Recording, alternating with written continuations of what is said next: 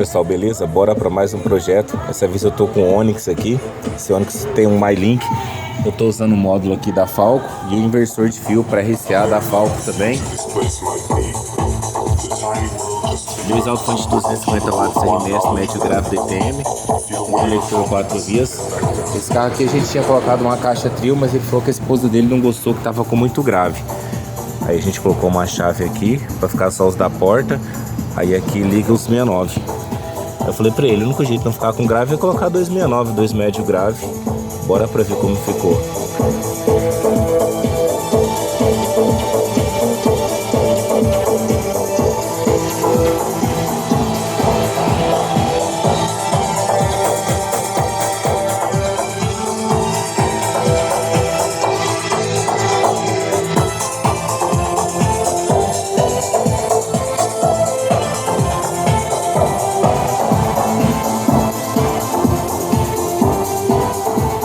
Tampão também foi a gente que fez. Tampão em MDF 15mm. Então a parte de baixo é preta. E a gente colocou uma espuma para quando abaixar aqui não fazer barulho. Então tem uma espuma aqui em volta. E é isso aí. O tampão original também não tem como colocar nada. Ele é fino e frágil.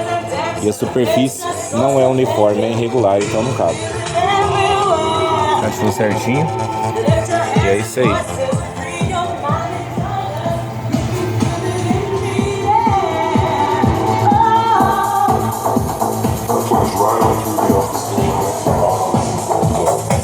Suddenly I can't remember how to stop and turn around. Or behind myself.